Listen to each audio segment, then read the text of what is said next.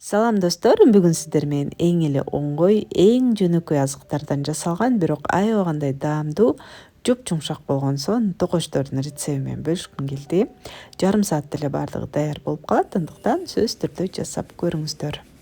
Бизге керектүү азыктар 350 грамм кумшекер. Баардык азыктарды таразага тартып алсак, албетте мен айткандай жуп-жумшак болуп, сонун болуп чыга келет. Жарым чай кашык сода кошобуз. Соданы дагы көп кошсок даамын бузуп коет. Ошондуктан бир аз гана кошуп, үстүнө айранды куябыз. Айран 400 мл куйдум. Үйдүн же дүкөндүн айранын колдоно берсек болот.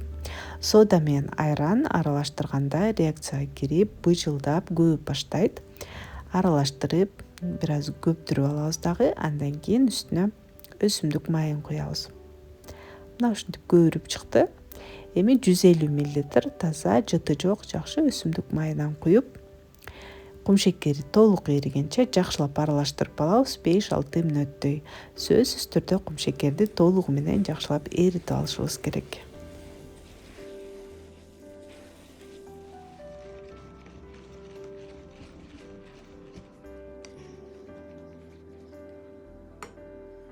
Ал эми кургак азыктарды өзүнчө аралаштырып алабыз. Бул ун 800-850 граммдай унду элеп алабыз. Ун менде жогорку сорттогу. 1 чай кашык разрыхлитель кошобуз толтура. Жана экөөнү жакшылап аралаштырып, суюк азыктар менен баардыгын чогуу аралаштырып, камырыбызды жууруйбуз. Бул жерде камырды жууруу техникасы башкача, ошондуктан сөзсүз түрдө абдан жууруп салыштын кереги жок, анткени кадимки эле катуу камыр болуп калышы мүмкүн. Туура видеодо көрсөтүлгөндөй акырын эле жөн эле аралаштыра беребиз. Un менен суюк азыктарды аралаштыра бергенде un жакшылап аралашып, кургак un калбай калганча аралаштырабыз.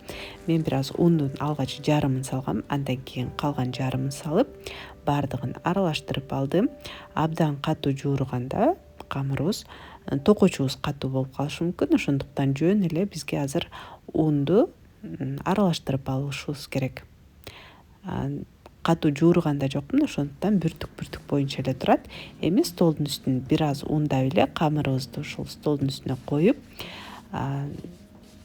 өзүңүздөр көрүп тургандай эле жуп-жумшак колубуз менен эле жайып бириктирип алабыз камырды.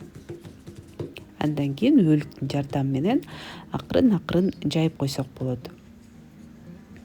Катуу басып жайганда камырыбыз жука болуп кетиши мүмкүн, токочторубуз ичке болуп калышы мүмкүн. Ошондуктан акырын басып, камырды бир аз чоюп, калыңдыгын 5-6 сантиметр кылсак болот.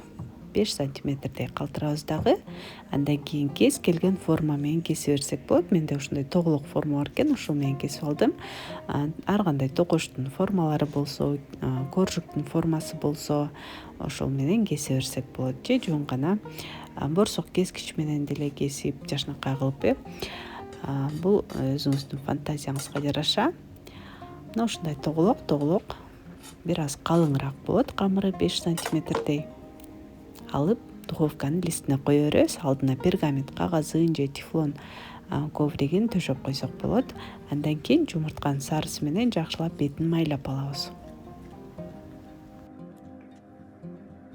Духовканы болсо алдын ала ысытып алабыз. 200 градуска коюп, ортоку көзүнө салып болжол менен 10-12 мүнөттөй кызарта бышырып алабыз. Ошо менен токочторубуз даяр болот. Мындай токочторду балдар менен чогуу жасап, ар кандай формалар менен кесип жасасак дагы менимче абдан кызык болот. Андыктан силер дагы сөзсүз түрдө жасап көрүңүздөр.